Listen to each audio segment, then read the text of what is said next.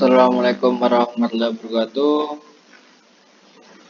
Ini aku mau kasih contoh di bagian perhitungan respon spektrum di daerah Lampung, dan dengan situsnya adalah Tanah Sedang. Nah, ini sebenarnya dalam penentuan situs itu ada 3 parameternya. Yang pertama adalah kecepatan permeabilitas, yang kedua adalah pengujian forlog, yang ketiga adalah pengujian parameter kuat gesture, yaitu di kohesinya itu.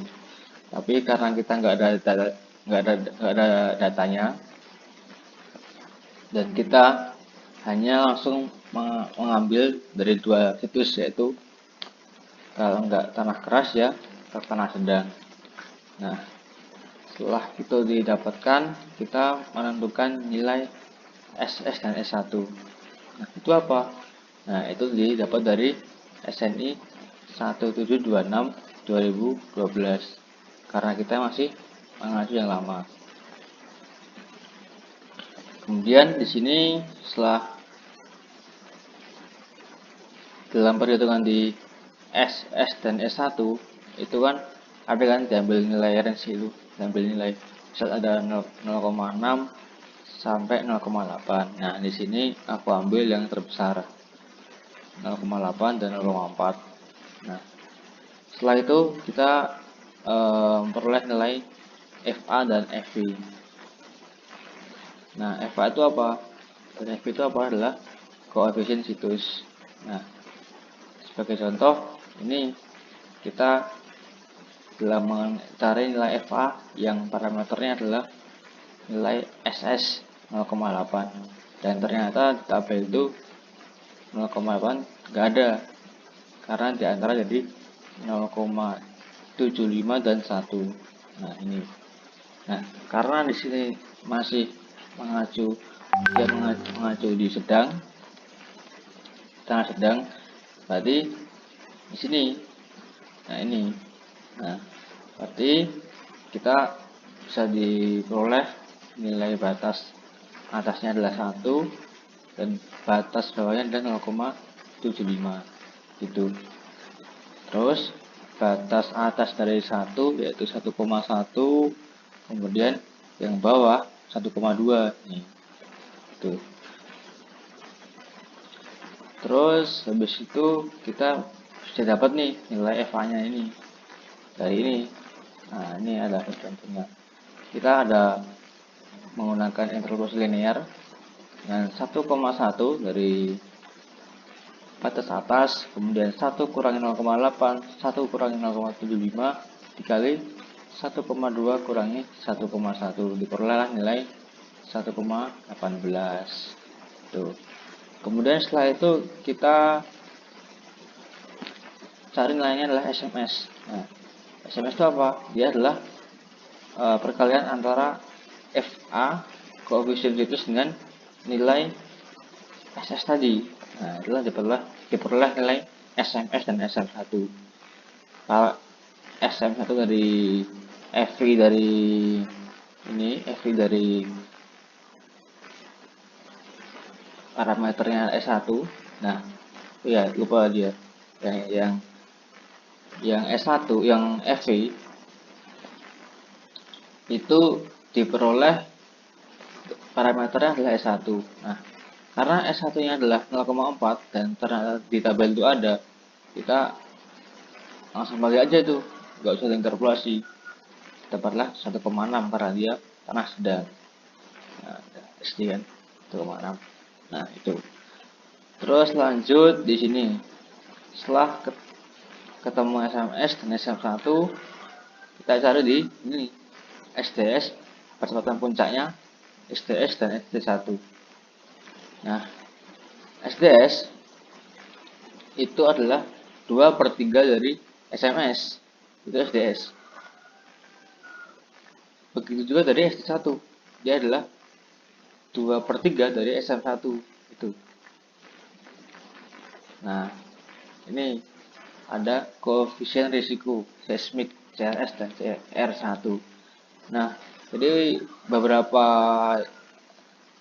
yang lalu di PG saya yang semester yang lalu di tahun lalu itu sebenarnya CRS dan CR1 itu dipakai, tapi karena dan ternyata aku cek di pasal berapa ya, di pasal terbentar.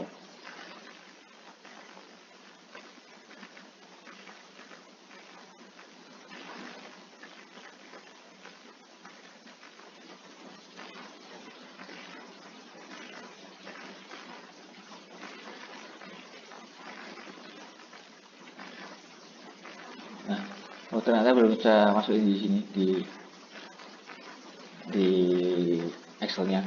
Tapi pada intinya sebenarnya koefisien resiko seismik itu hanya digunakan di situs yang spesifik. Nah ini dia di pasal 6.10. Nah ini situs spesifik itu yang ini ada, dia termasuk dari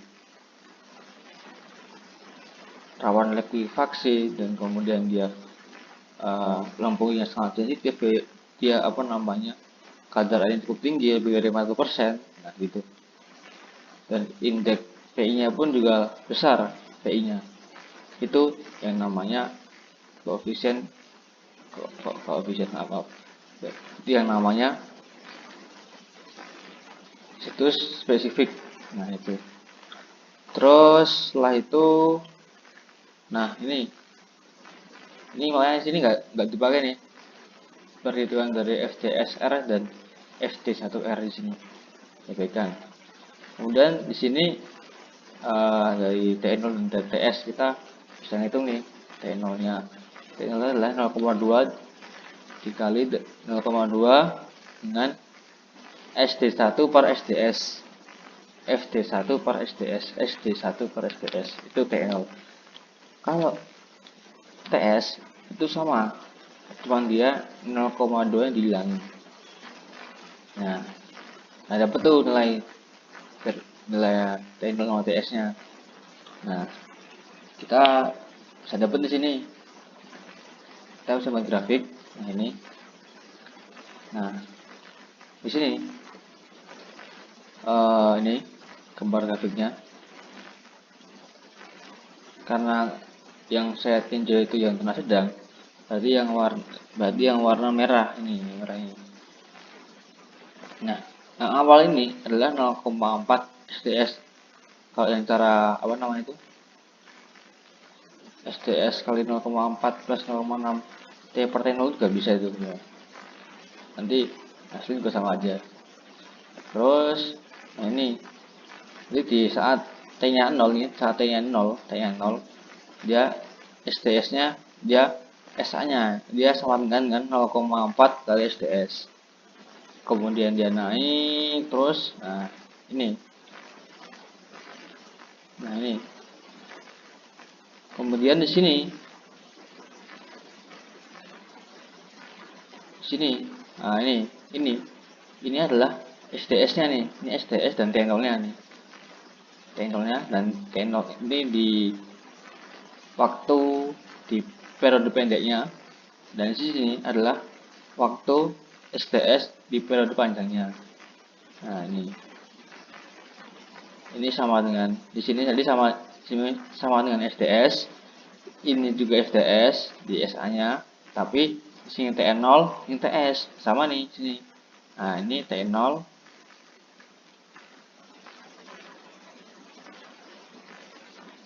nah ini T0, ini TS. Nah ini SA pun juga sama, dia dari SDS nih, tadi SDS. Nah SDS, nah SDS. Nah terus kita bikin waktu nih, waktunya bebas, tapi karena untuk biar grafiknya juga lebih jelas, makanya cuman aku batasi sampai 4,1 gitu. Nah itu setelah turun dari puncak, nah itu di sini kita ini paketnya ini SD 1 dibagi dengan T terus tuh. Nah ini mengacu dengan ini. Nah ini untuk periode yang lebih besar dari T, nah, tetapi lebih kecil dari atau sama dengan TL, respon spektral. Nah ini SA sama dengan FD1 per T. Nah itu tidak ketemu tuh. Nah ketemulah grafiknya seperti ini, ya kan, dibagikan tuh FD1 per T, FD1 per T, itu sampai bawah. Nah itu telah didapat gambar respon spektrumnya gitu. Terus nah tadi setelah kita dapat nilai itu, kita bisa bikin nilai KDS-nya di sini. Nah ini kan di sini kita pakainya ini ya, ini bentar saya warnain dulu, SD1. Nah karena sedangkan SD1 0,427, kemudian SDS, ya kan, SDS. Nah ini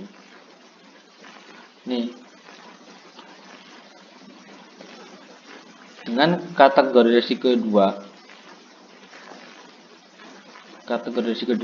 ini adalah apartemen, ada rumah kantor, rumah susun. Nah itu tipe yang 2, kemudian 2 dengan 2 SDS-nya 0,629. Nah tepatnya D, setelah D ini KDS-nya D, DS-nya D. Nah terus di SD1 0,427 yang lebih dari ini, dan 2 ketemu pun di, nah ketemulah terus SRPMK, Sukaraka pemikul momen khusus.